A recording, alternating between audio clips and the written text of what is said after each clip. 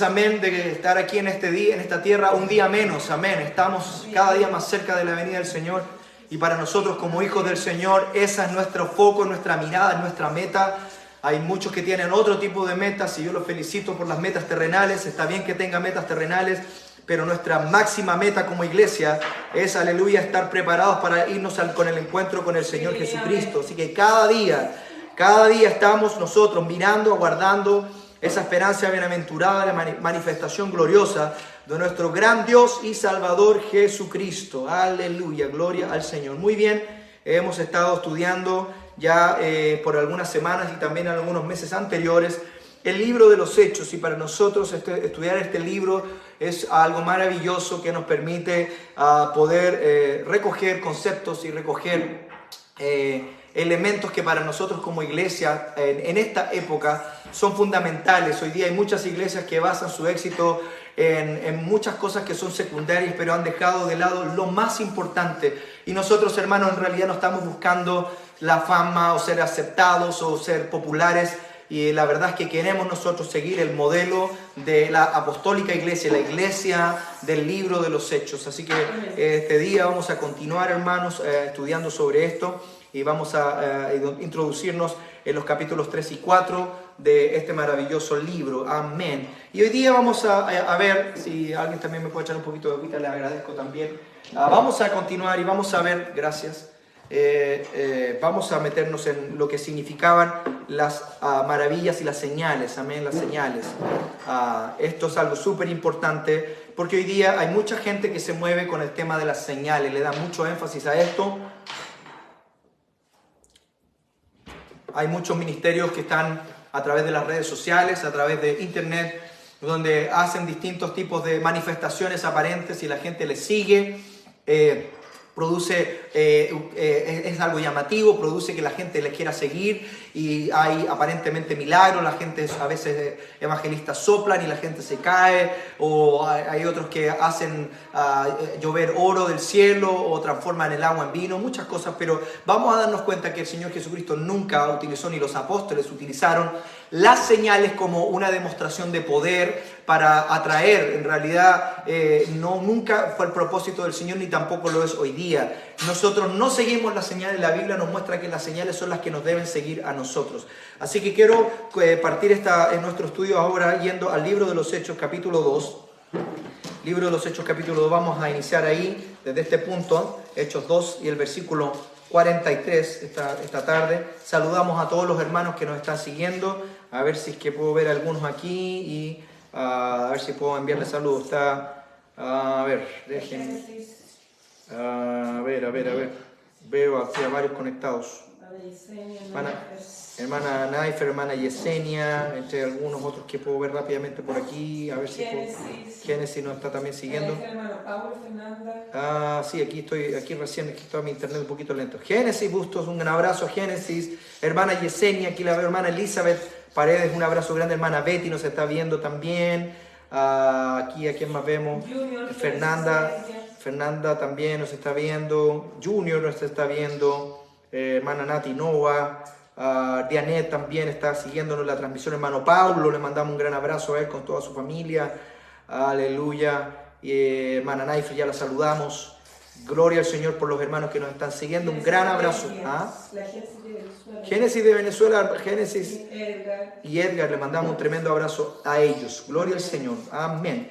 Hechos capítulo 2, versículo 43 nos muestra lo siguiente. Dice: y sobrevino temor a toda persona, y muchas maravillas y señales eran hechas por los apóstoles. Y sobrevino temor a toda persona, y muchas maravillas y señales eran hechas por los apóstoles. Bueno, hermanos, nosotros por eso que oramos y seguimos creyendo que muchas maravillas y señales pueden seguir vigentes hoy, porque somos la misma iglesia, la iglesia de los Hechos. Hoy día nosotros seguimos exactamente el mismo modelo, predicamos el mismo mensaje, el mismo Señor, el mismo Evangelio, y son las mismas señales que deben seguirnos y nos siguen, hermanos. De verdad que nosotros hemos sido testigos del poder de Dios. Hace solamente unos pocos días una hermana nos escribía y nos decía que a través de la oración estábamos orando y ella no estaba presente en el culto, pero a la distancia el Señor la tocó y fue sanada de manera instantánea. Y eso, hermano, nos muestra que Dios es poderoso y las señales están vigentes para nosotros. Cada vez que hay una enfermedad, la Biblia nos muestra que podemos hacer oración por el enfermo y la oración de fe salvará al enfermo. Hoy día las señales no se han agotado. Hay algunos que creen que los milagros eran en el pasado, para el Antiguo Testamento o el Nuevo Testamento, pero los milagros están vigentes. La Biblia dice que Él es el mismo de ayer, de hoy y por los siglos. Y Él nos ha dejado poder, Él nos ha dejado herramientas poderosas para darnos fe de que estas señales y maravillas están vigentes. Vemos como en el libro de los Hechos, en el capítulo 4, el versículo 30, la iglesia, miren, vamos a leer lo que dice, es maravilloso. Estamos estudiando el libro de los Hechos y hablando acerca de las señales. Miren lo que dice Hechos 4, versículo 30.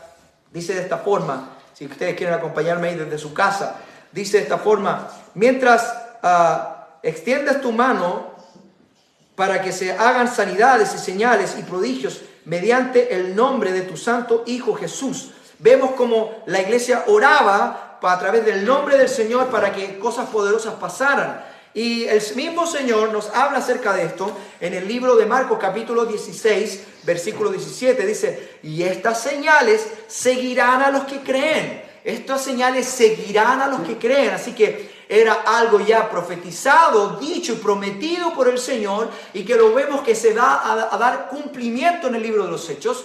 Los apóstoles no dudaban de esto y nosotros tampoco debemos dudar. Hoy día, hermanos, lamentablemente el Señor dice: cuando vuelva el Hijo del Hombre hallará fe en la tierra. Hoy día a veces nosotros echamos de menos los milagros, pero el Señor dice: ¿y dónde está la gente de fe? Porque hoy día hay mucha gente que tiene más fe en los remedios, en los medicamentos o en ir al médico antes de orar al Señor. Yo les digo algo, hermanos, es necesario que nosotros recuperemos el apetito por lo sobrenatural, por el poder de Dios. Antes de tomarse un remedio, hermano, ponga su mano y ore por la necesidad. Yo le digo algo: prepárese para que el Señor le sorprenda, porque Dios es el mismo de ayer, de hoy y por los siglos. Y es una promesa: estas señales seguirán a los que creen. Es necesario que recuperes tu fe. Este es un elemento que tiene una directa relación con las señales y las maravillas. Hoy día no hay muchas señales porque la medida de nuestra fe es pequeña o es corta. Que el Señor nos ayude a que crezca nuestra medida de fe para que podamos ver las grandes señales que el Señor ya tiene preparadas para nosotros.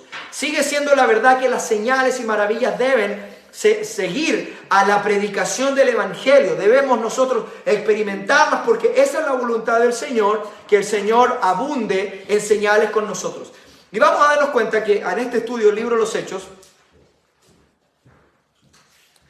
uno de los primeros milagros registrados después del Pentecostés, de que viene el derramamiento del Espíritu Santo sobre esta iglesia que están haciendo, vamos a darnos cuenta de que va a ser algo notorio.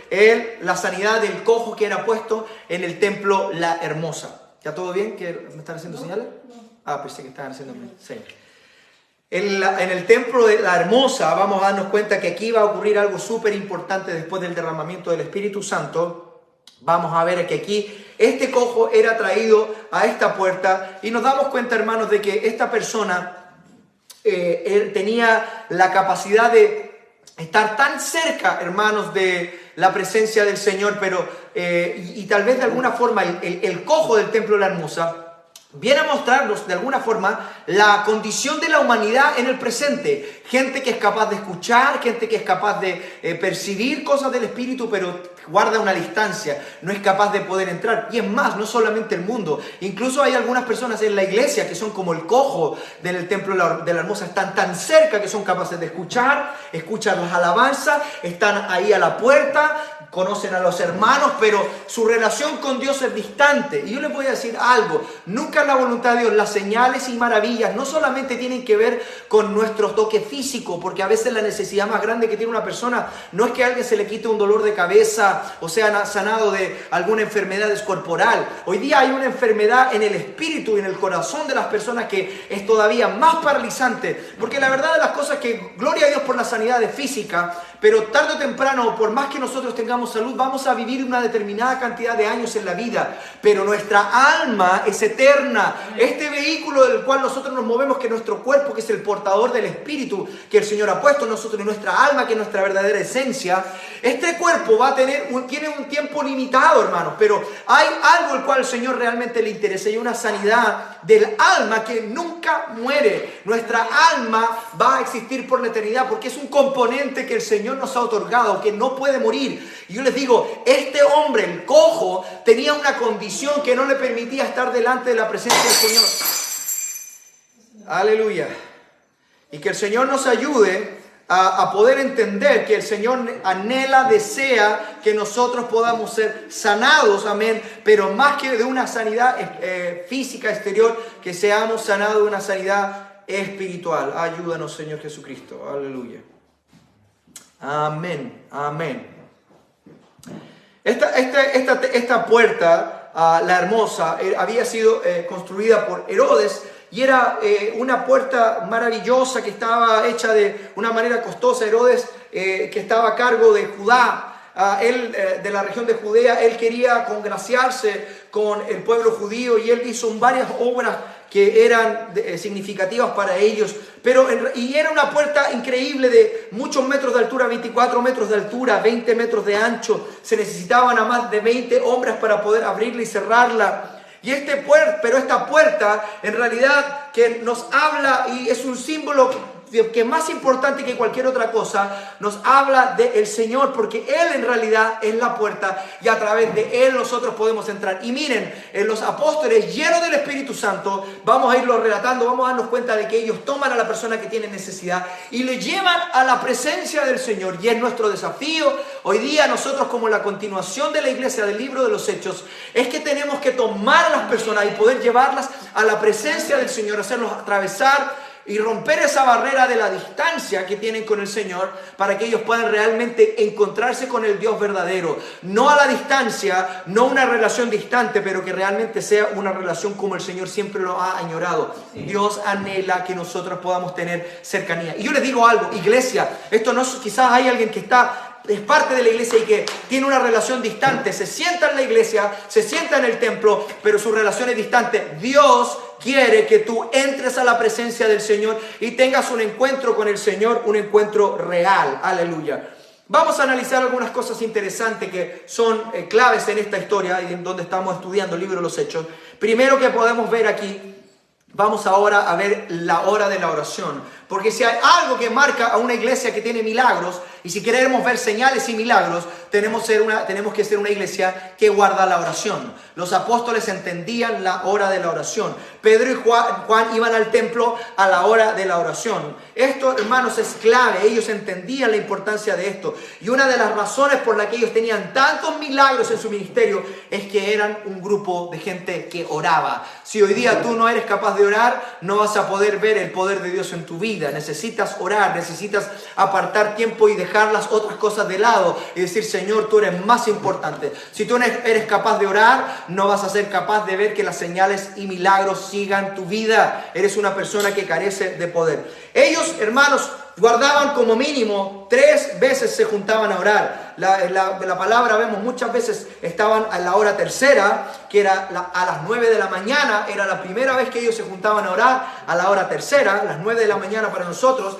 Después a mediodía ellos volvían a juntarse, 3 horas más tarde volvían a estar ahí en oración, imagínense, hermanos. Y luego a la hora novena, a las 3 de la tarde, otra vez estaban en la oración. Miren qué increíble. Hoy día, hermanos, el internet, la televisión, las series y muchos otros elementos distractivos han hecho que la iglesia se vuelva una iglesia adormecida, aletargada, que no se conecta con Dios. ¿Cómo tú vas a poder canalizar el poder de Dios si tú no estás conectado con la fuente? Es como cualquier aparato electrónico que, por más que tenga grandes capacidades, habilidades, aplicaciones, pero si no se conecta a la fuente, va a llegar el momento en que va a perder su capacidad, porque su poder se va a terminar, su batería se va a terminar. Nosotros, hermanos, necesitamos constantemente conectarnos a la fuente de la cual nosotros recibimos el poder y que podemos dar de gracia lo que de gracia hemos recibido. Así que, hermanos, si queremos ser la iglesia del libro de los Hechos, si queremos experimentar experimentar. Hermano, Dios tiene poder para ti. No necesitas llamar al pastor, no necesitas llamar a un evangelista, no necesitas llamar a una persona determinada. Si tú tienes el Espíritu Santo, tú tienes poder, porque la Biblia dice, recibiréis poder cuando haya venido sobre vosotros el Espíritu Santo. Pero ese poder está esperando ser activado. Actívalo a través de la oración. La iglesia primitiva tenía poder porque ellos eran una iglesia que sabía orar. 3 veces al día oraban. Era una iglesia de oración. Yo te desafío, hermano, hermana, que me está viendo en esta hora, o los que nos acompañan aquí, vuélvete a la oración y te vas a transformar en una persona llena de poder, llena de milagros y llena de señales. Gloria al Señor. Si hay alguien que es capaz de creerlo y ponerlo a prueba, usted verá en su propia vida cómo el poder de Dios va a aparecer de una manera impresionante, porque es la promesa del Señor. Muy bien. La sanidad del cojo. Veamos aquí algunos elementos de lo que pasa aquí en la sanidad del cojo. Vemos que este hombre era alguien que padecía esta enfermedad de su propio nacimiento. Era una persona que tenía alrededor de 40 años, según registra el libro de los Hechos, capítulo 4, versículo 22.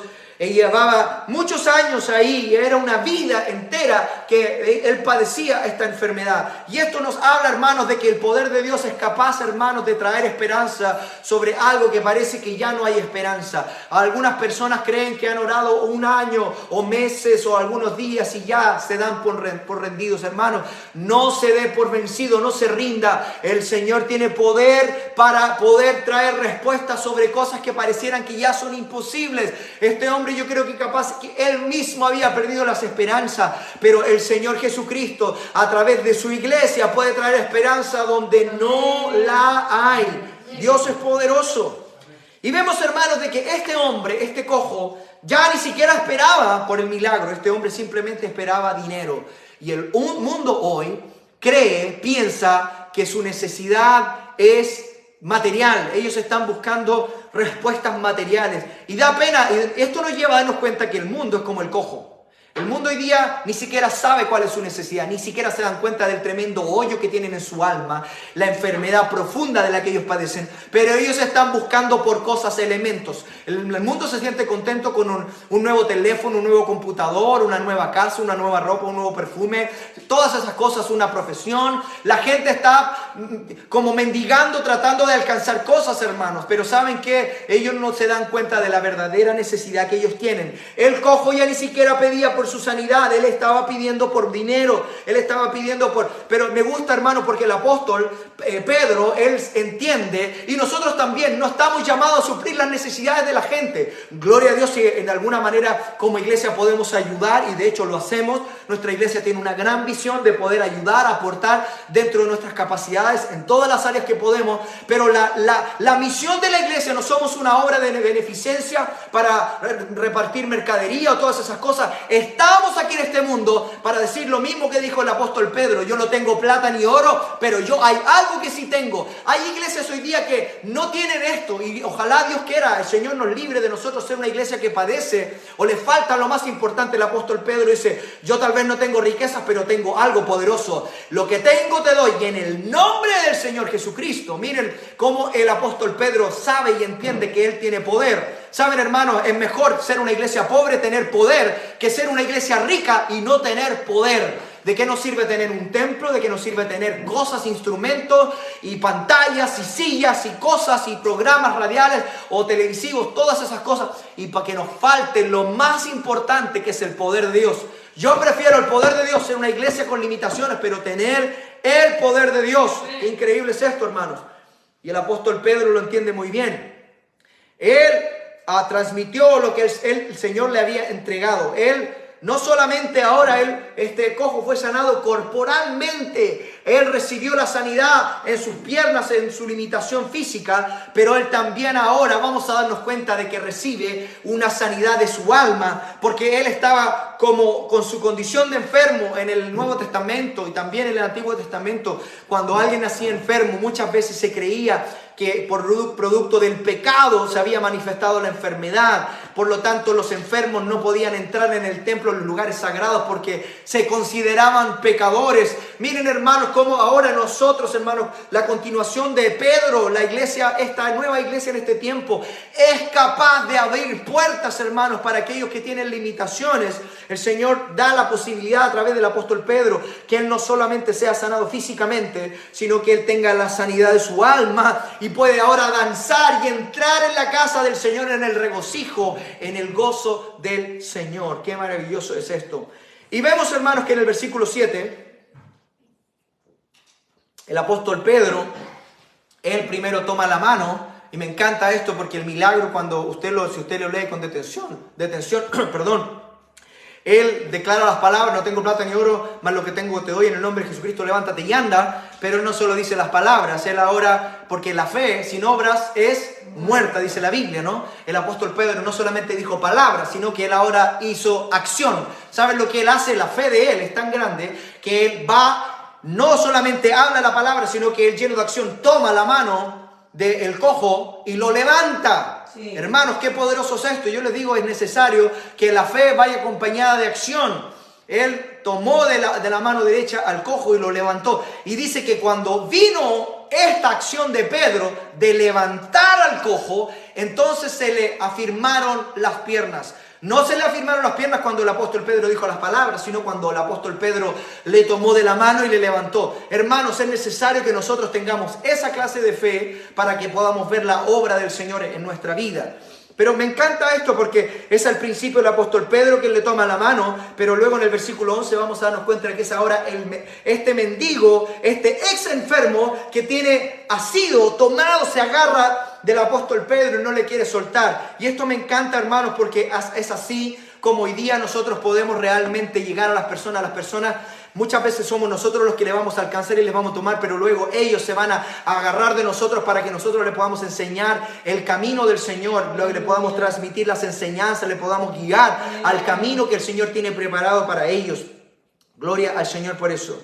Ella entonces no necesitaba ayuda, pero se sujetaba de los apóstoles con gozo y con amor. Igualmente, cuando un pecador acepta al Señor Jesucristo, Él va a tomarse de nosotros para recibir el mensaje de la liberación, porque a Dios no solamente le interesa la sanidad, a Él le interesa la transformación. Amén. Hay personas que son sanadas, de hecho el Señor muchas veces sanó a algunos, pero seguían siendo las mismas personas. Si ustedes se recuerdan ese ejemplo maravilloso cuando Él sana a 10 leprosos, solamente uno regresó con gratitud en el corazón, entendiendo que Él era el Salvador, y los otros 9, después de recibir sanidad, volvieron a su antigua vida. Que Dios nos libre, amén, y nosotros no estamos solamente llamados a traer sanidades corporales, porque como les digo, la sanidad más grande que una persona puede recibir es la sanidad del alma. Es mejor, tal vez incluso en algunos casos, si alguien tiene que morir, hermanos, pero que su alma sea salvada por la eternidad, que ser sanado y tener un cuerpo maravilloso e irse a arder en el infierno por la eternidad, hermanos.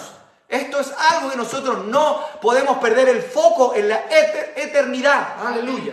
Gloria al Señor. Muy bien. Vamos a darnos cuenta cómo aquí el nombre de Jesús es el protagonista. El nombre de Jesús se halla 33 veces en el libro de los Hechos. Nunca se escucha que se haya hecho una oración en el nombre del Padre, del Hijo, del Espíritu Santo. Nunca encontramos que se haya bautizado a alguien en el nombre del Padre, del Hijo, del Espíritu Santo. No vemos que ninguno de los apóstoles haya orado por sanidad para alguien en el nombre del Padre, del Hijo, del Espíritu Santo. Me da mucho pesar, hermanos, por algunas personas que creen de una manera, no sé, cegada, y piensan que el nombre del Padre, del Hijo, del Espíritu Santo, cuando no lo vemos de ninguna manera.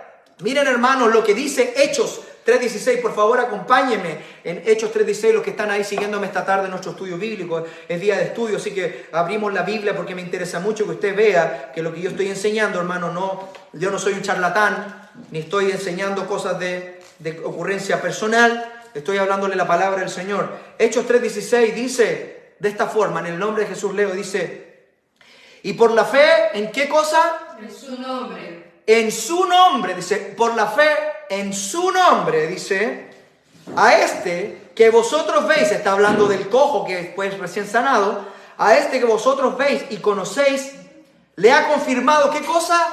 Su nombre. Le ha confirmado. Miren, Pedro dice, en el nombre de Jesucristo, levántate y anda. Unos versículos anteriores, ora que en el nombre de Jesucristo sea sanado.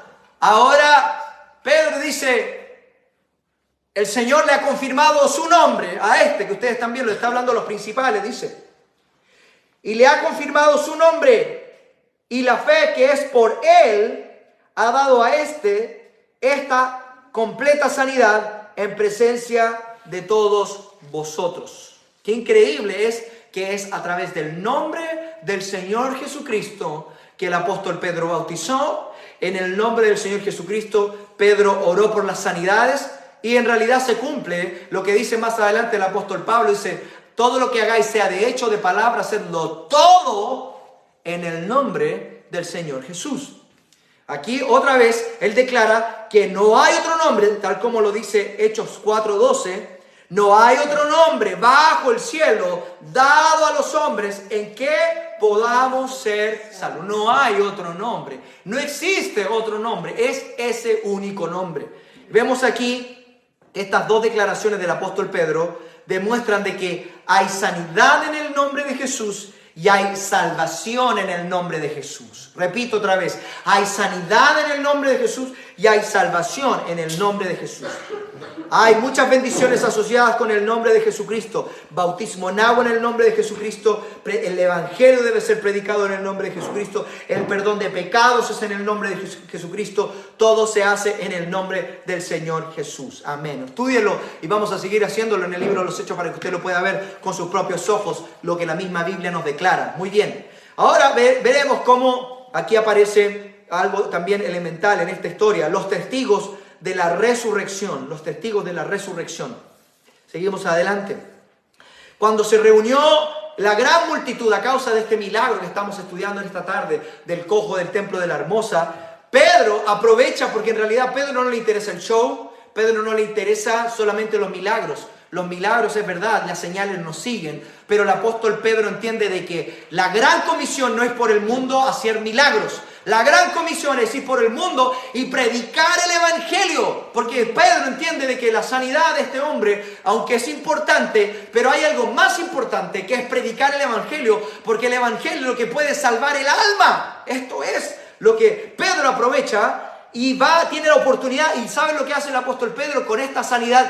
Vuelve a predicar el evangelio, porque las sanidades son importantes, pero las sanidades son un extra que nos siguen. Pero la gran comisión que tenemos es predicar el evangelio. No podemos perder jamás esto de vista. Por esto que nosotros no perseguimos los milagros. Miren que allá fulanito de tal está haciendo que mire. Déjese de perseguir las señales te tienen que seguir a ti. Pero lo que nosotros realmente debemos seguir es la predicación del evangelio. Esto es lo elemental. Muy bien.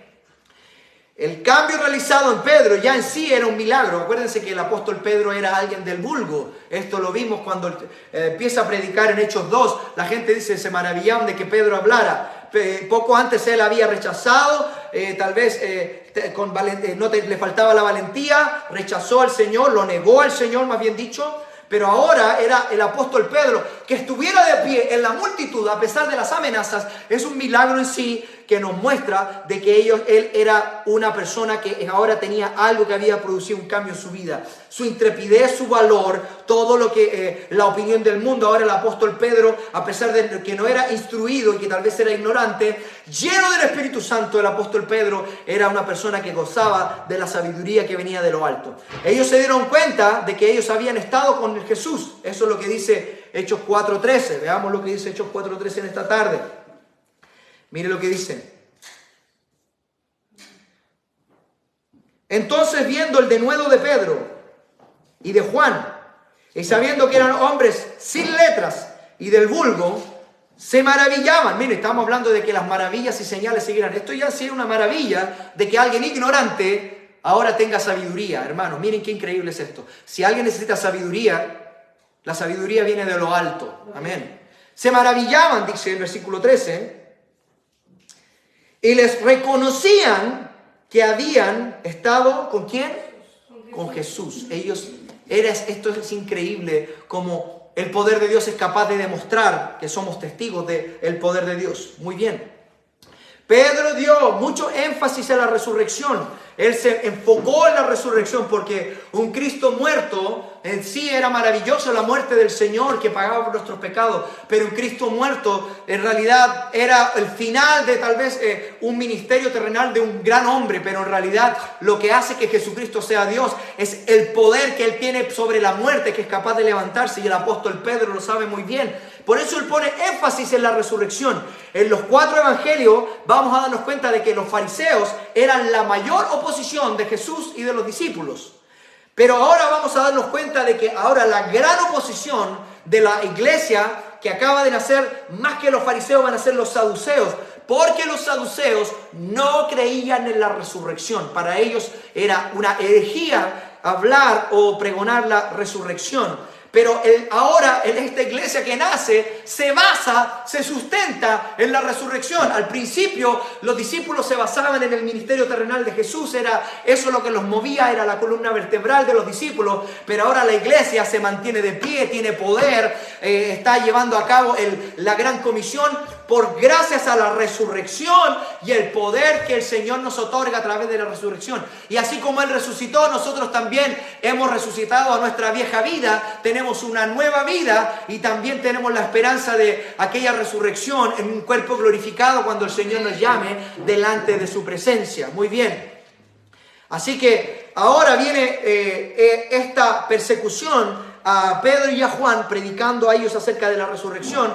Los saduceos fueron los que gatillaron para que ellos fueran encarcelados y llevados presos, y tuvieron esa primera noche, fueron por primera vez, vamos a darnos cuenta de que aquí se va a dar inicio a la persecución. Y vamos a entender, hermanos, de que esto de alguna forma es algo permitido por Dios.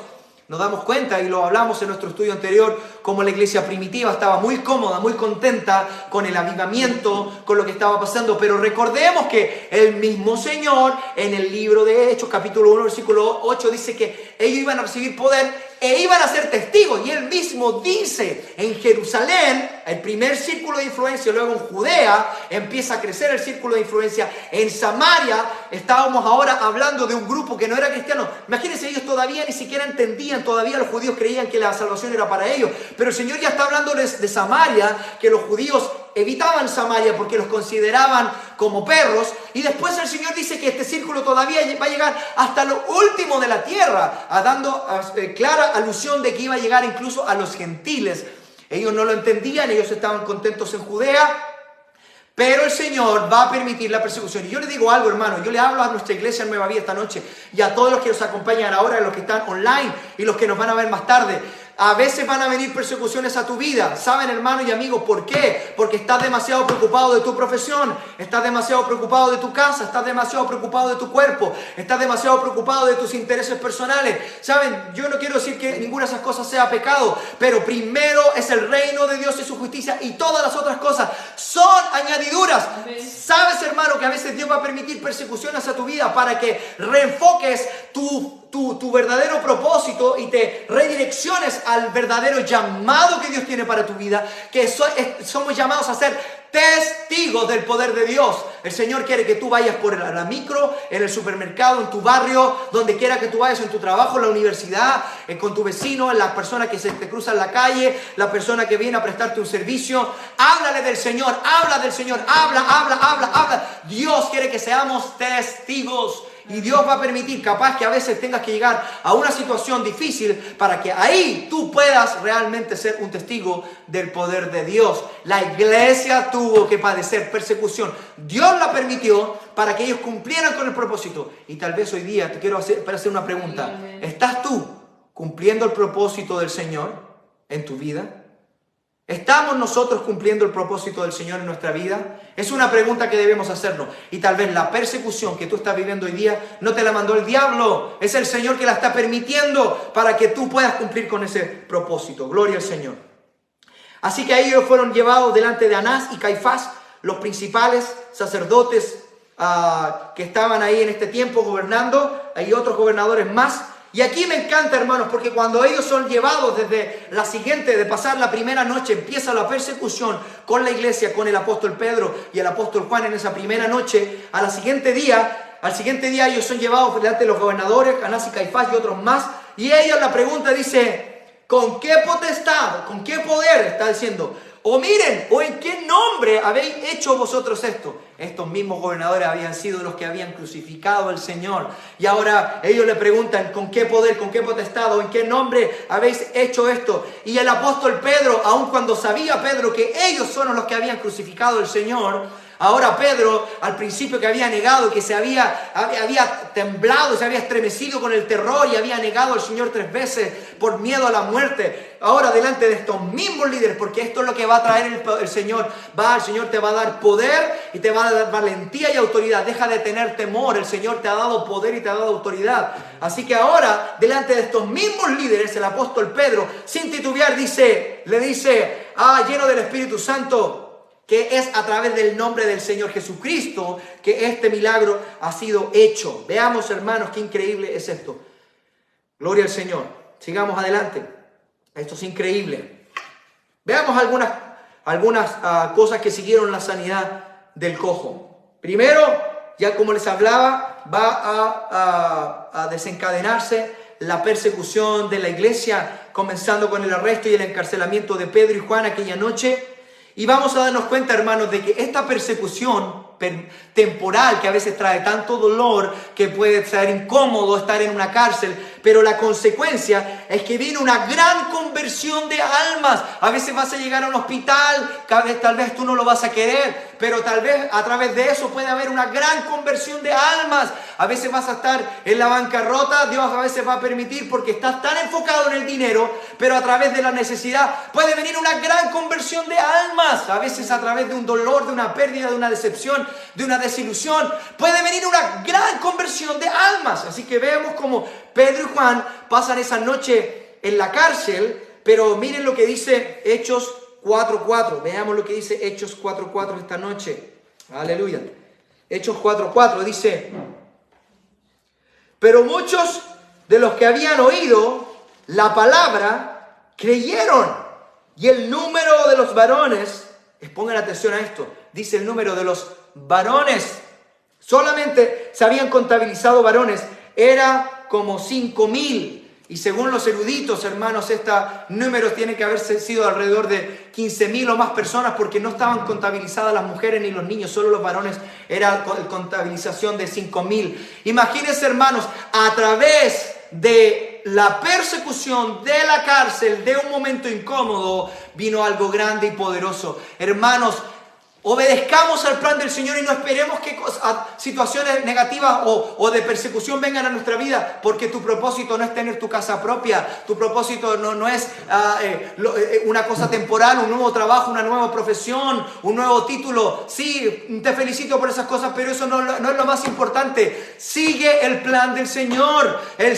plan del Señor es algo que trasciende las cosas terrenales. Obedece al llamado. Tú tienes un llamado. Todos tenemos un llamado. El llamado del Señor es para cada uno de nosotros. El llamado no es solo para los pastores y los evangelistas. Todos somos llamados a ser testigos del Señor Jesucristo. Gloria al Señor. Y aquí, hermanos, vamos a darnos cuenta que es la última vez que se habla de cifras, hermanos, porque de verdad después ya va a ser imposible contarlos. Y yo, hermanos, tengo el anhelo, la esperanza, la expectación de que el Señor va a traer una gran cosecha de almas a nuestra iglesia. Y no solo a nuestra iglesia Nueva Vida, porque nosotros no somos una iglesia solamente Nueva Vida, somos una iglesia mundial, en la iglesia del nombre de Jesús, hermanos. No solo queremos crecer nosotros como Nueva Vida, queremos que toda la iglesia del mundo y del nombre del Señor pueda crecer, porque en realidad no queremos que crezca el número de nuestra iglesia, queremos que crezca el número de los que han de ser salvos en el cielo. Queremos que un nuevo salvo sea contabilizado en el cielo. Ese es el verdadero número que a nosotros nos interesa, que luchamos por eso cada día.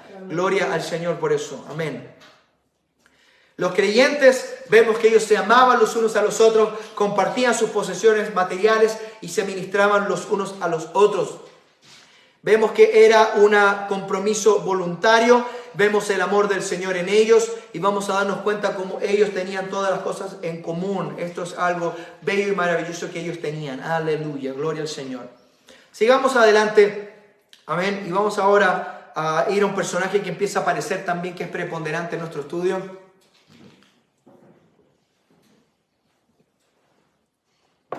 Vamos a hablar de Bernabé, que estamos situados en el capítulo 4. de nuestro libro de los Hechos, capítulo 4 del libro de los Hechos. Aprovechamos de mandar saludos a todos los hermanos que nos están viendo a través de la transmisión. Un gran abrazo a todos, que el Señor les bendiga esta noche, aleluya, de día miércoles, que no hemos podido estar en nuestro estudio habitual, en nuestra sede, por fuerza mayor. La sede fue ocupada para una reunión particular, pero confiamos en el Señor que el próximo miércoles vamos a estar ahí de vuelta. Amén. Aparece un personaje importante que es Bernabé. Bernabé es un personaje que tiene un rol en el libro de los Hechos, y de hecho el nombre Bernabé significa hijo de consolación, el hijo de la consolación. Y este nombre ciertamente indica el carácter de todo hijo de Dios, y vamos a ver algunas características que son sobresalientes en este personaje. Es un personaje, me gusta mucho su vida por las cosas que él va a hacer. Él era un levita natural de Chipre y aparentemente era una persona que tenía muchos recursos. En el libro de los Hechos, capítulo 11, versículo 24, vemos que era un varón bueno, lleno del Espíritu Santo y lleno de fe. Él era el tío de Juan Marcos y hermano de la madre que era María. Y vamos a darnos cuenta que fue Bernabé el personaje que fue a buscar al apóstol Pablo cuando él se había convertido. Vemos la conversión y la vamos a analizar un poquito más adelante, cuando el apóstol Pablo recibe el llamado del Señor camino a Damasco. Ve la luz resplandeciente y bueno, él acepta al Señor, pero después de que él acepta al Señor, la iglesia, los primeros cristianos no aceptaban o no creían en la conversión del apóstol Pablo, y él fue 3 años, estuvo en el desierto, y fue Bernabé que él le fue a buscar para ingresarlo en la iglesia. Así que miren qué importante es esto, hermanos, como este hombre va a ser clave, aún sin saber, está buscando a alguien que iba a venir a marcar a la iglesia, alguien que estaba en el anonimato, estaba en el olvido, estaba en un escondite. Nadie se podía imaginar de que era un hombre que iba a escribir la mitad del Nuevo Testamento, que iba a iniciar los viajes misioneros y predicar el evangelio a los gentiles, pero fue necesario de que alguien activara el ministerio de alguien tan poderoso. Yo les digo, hermanos, que hoy día hay muchos Pablos esperando ser activados, y necesitamos que hoy día hayan Bernabés que dejen de mirar con condenación a las personas y se den cuenta de que detrás a veces de alguien que quizás tiene un pasado tal vez no muy bueno, pero puede ser usado de manera poderosa para el reino de los cielos. Pablo tenía un pasado negativo, pero Bernabé no miró en su currículum tal vez lo negativo, y él fue capaz de ir a buscarle. Así que qué importante fue lo que hizo Bernabé. Vamos a darnos cuenta también de que Bernabé, además de ir a buscar a Pablo, él mismo acompañó a Pablo en su primer viaje misionero. Así que Bernabé también, aquí estamos viendo que aparece ya en nuestro estudio del libro de los Hechos, él era una persona que acompañó a Pablo a predicar el evangelio a los gentiles. Vamos a darnos cuenta también, otra cosa que me gusta de Bernabé, que estamos hablando y estudiando el libro de los Hechos, es que él tiene la capacidad de dar nuevas oportunidades, porque Juan Marcos, que había acompañado en el primer viaje misionero junto con Pablo, él tuvo temor y abandonó el viaje misionero, volvió a su casa. Pero cuando inician el segundo viaje misionero, el apóstol Pablo dice: no, yo no quiero llevar a Juan Marcos, no quería darle una oportunidad, pero fue Bernabé que él dijo: voy a darle una segunda oportunidad. Y esto causó una división entre Pablo y Bernabé, porque uno quería darle una oportunidad y el otro no. Pablo no quería, y Bernabé, el hijo de la consolación, el que es capaz de dar segundas oportunidades, él dijo: sí, yo quiero. Y esto hizo que ahora Bernabé tomara un nuevo camino junto con su sobrino Juan Marcos a seguir en este segundo viaje misionero. Pablo por un lado y Bernabé por otro. Pero vamos a darnos cuenta que más tarde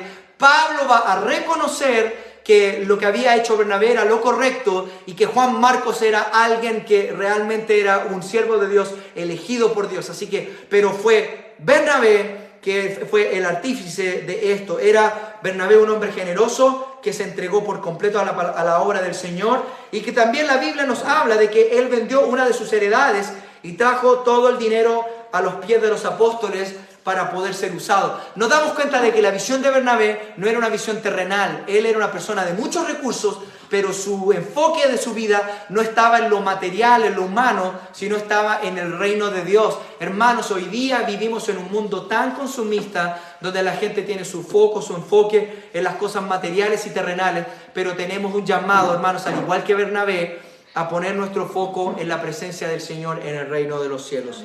Amén. Vamos a ir a este último punto en esta tarde y ya vamos a estar terminando nuestro estudio bíblico. Comenzamos un poquito antes, así que vamos a terminar también un poquito antes. Vamos ahora a darnos cuenta de un elemento que aparece aquí, que era la vida comunal que tenía la iglesia primitiva. La vida comunal.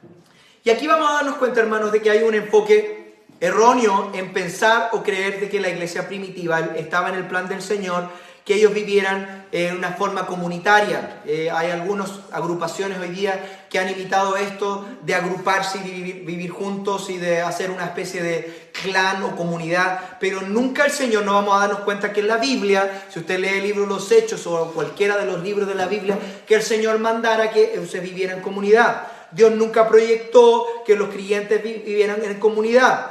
Por el contrario, el plan del Señor era que los primeros creyentes fueran por todo el mundo. Era lo que el Señor les había dicho en un principio, que ellos fueran testigos y que ellos pudieran globalizar. Está hablando de globalización, de extendernos, no de quedarnos en un lugar. Esto no habría sido posible si ellos hubieran practicado la vida comunal, si ellos hubieran instalado a vivir solo en Jerusalén. El evangelio nunca podría haber llegado a todo el mundo. Así que Dios permitió, como dije anteriormente, la persecución para terminar, porque ellos al principio estaban súper felices viviendo en esta vida comunitaria, pero la persecución vino a destruir esta manera de que ellos habían instalado. ¿Por qué entonces compartieron sus posesiones teniendo todo en común? Bueno, tenemos que darnos cuenta de que había miles de personas que estaban reunidas en Jerusalén y que habían recibido el Espíritu Santo, habían venido de distintos lugares. Recuerden que habían venido a la festividad de la Pascua y luego venía la fiesta del Pentecostés, así que había mucha gente que había venido de distintos lugares, de distintas naciones a celebrar estas fiestas y se quedaron ahí. Después a celebrar. Miles de personas vinieron a formar parte de esta iglesia primitiva y habían necesidades de hospedaje, necesidades de comida. Así que ahora un amor natural nació en esta nueva iglesia para poder suplir a estas necesidades. Ellos necesitaban atender a los nuevos creyentes y obviamente era el amor que ellos tenían que les llevó a vender sus posesiones y a traer el dinero a los apóstoles para que ellos pudieran atender a las necesidades. Era una manifestación del amor y de la hospitalidad, y creo que es necesario que nosotros lo tengamos, pero siempre teniendo en cuenta de que no es nuestro objetivo principal, sino que nuestro objetivo, como dije anteriormente, es predicar el evangelio a toda criatura. Muy bien, la próxima semana vamos a continuar hablando de unos nuevos personajes, Ananías y Zafira, que van a venir a mostrar algo también que es importante para que nosotros podamos aprender también en nuestro estudio bíblico.